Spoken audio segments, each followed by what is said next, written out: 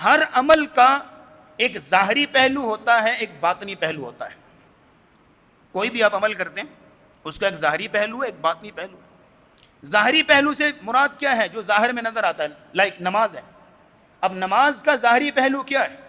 کہ آپ قیام کرتے ہیں، رکوع کرتے ہیں، سجدہ کرتے ہیں، جو اس کے ارکان ہیں، واجبات ہیں، آپ ادا کرتے ہیں. یہ ظاہری پہلو ہیں. باطنی پہلو کیا ہے نماز کے؟ کہ آپ جب نماز پڑھ رہے ہیں تو اندر خشوع ہو، خضوع ہو، توجہ ہو، للہیت ہو، اخلاص ہو، اللہ کی رضا کے لیے شوق اور جذبے کے ساتھ نماز پڑھ رہے ہوں. تو ظاہری پہلو اور باطنی پہلو دونوں کو اللہ مرج کرتے ہیں، ملا کے اجر کاؤنٹ ہوتا ہے کہ اس کو کتنا اجر دیا جانا چاہیے. دونوں چیزیں دیکھی جاتی ہیں. اسی طرح قربانی ہے. اب قربانی کا عمل آپ جب کرنے لگے ہیں تو قربانی کا بھی ایک ظاہری عمل ہے، ایک باطنی عمل ہے.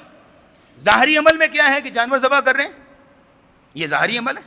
اور باطنی عمل کیا ہے کہ وہ جذبہ کہ صرف جانور ذبح نہیں کرنا، بلکہ وہ جذبہ ہونا چاہیے کہ انسان اپنی خواہشات کو بھی اللہ کے حکم کے آگے ذبح کرے، گناہوں کے جذبات کو بھی اللہ کے حکم کے آگے ذبح کرے، صرف جانور نہیں.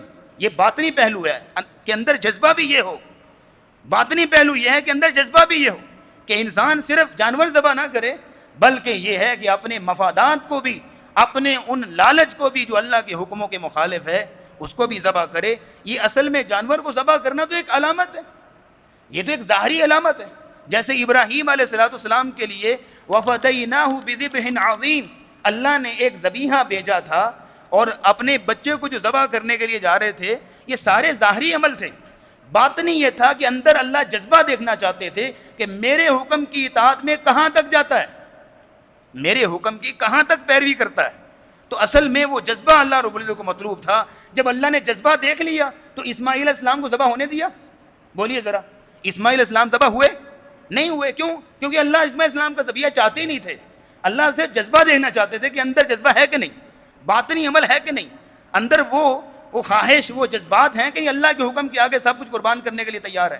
تو جب اللہ نے جذبہ دیکھ لیا تو اللہ نے کہا یا ابراہیم قد صدقت الرؤیا، بس اب بہت ہو گیا. کہ اب یہ ہے کہ یہاں تک لانا چاہتے تھے، جہاں تک لے آئے. اب یہ ہے کہ پھر وفدیناہ بذبح عظیم ہو گیا. تو اب دیکھیے گا کہ یہ جذبہ اللہ کے پاس پہنچتا ہے بنیادی طور پر.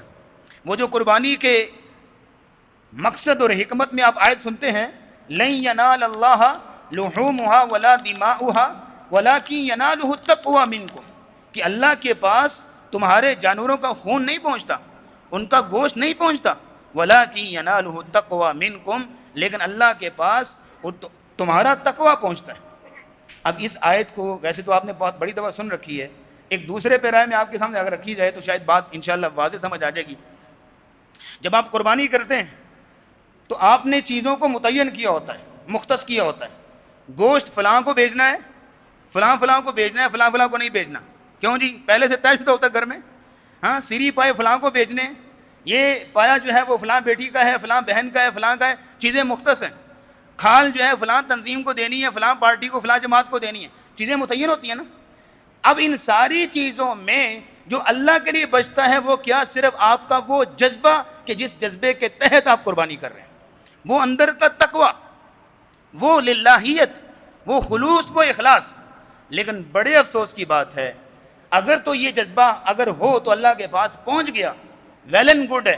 لیکن اگر یہ جذبہ نہیں ہے تو یہاں دیکھیے کہ کتنے افسوس کی بات ہے کہ آپ نے جہاں جہاں گوشت پہنچانا تھا وہ تو پہنچایا، جہاں جہاں سیری پائے پہنچنے تھے وہاں تو پہنچ گئے، جس جگہ پہ کھال پہنچنی تھی وہاں تو پہنچ گئی، سب کو ان کا حق مل گیا. لیکن جو اللہ کا حق تھا وہ آپ نے مار دیا. جو اللہ کا حق تھا، تقوی، للہیت، جذبہ، خلوص، محبت، اور یہ جو چیز تھی جو اللہ کا حق تھا وہ آپ نے چھین لیا. تو پھر یہ ہے کہ صرف ایک رسم ہی رہ گئی ہے. اب یہاں سوچئے گا کہ اگر تو ہمارے اندر سیکریفائس کا جذبہ ہے تو اس کا مطلب ہے کہ اگر جذبہ ہے سیکریفائس کا تو پھر یہ ہے کہ اللہ کو اس کا حق پہنچ گیا. اگر یہ جذبہ نہیں ہے تو پھر یہ ایک فیسٹیول سرمنی ہے جو سالانہ طور پہ ہم ایک رسم ادا کرتے ہیں، اس کے علاوہ کچھ نہیں. کہ جانور کی گردن پہ چھری چلا لی، اپنی خواہشات پہ چھری نہیں چلا سکا آج تک، اپنے جذبات کو نہیں بیچ سکا، اپنے جذبات کو نہیں مار سکا. اس لیے کسی کہنے والے نے کتنی خوبصورت بات کہی تھی، اس نے کہا رہ گئی رسم اذاں روح بلالی نہ رہی. رہ گئی رسم اذاں، روح بلالی نہ رہی. کیا مطلب ہے کہ اذان تو آج بھی پڑھی جاتی ہے، لیکن جن جذبات کے ساتھ، جن احساسات کے ساتھ حضرت بلال رضی اللہ تعالیٰ عنہ اذان پڑھتے تھے، یا جب انہوں نے فتح مکہ کے موقع پر کعبہ کی چھت پہ چڑھ کے اذان پڑھی تھی، آج وہ روح ہے، وہ جذبہ ہے؟ ہاں رسم ہے، اذان پڑھی جاتی ہے، لیکن وہ جذبات نہیں ہیں۔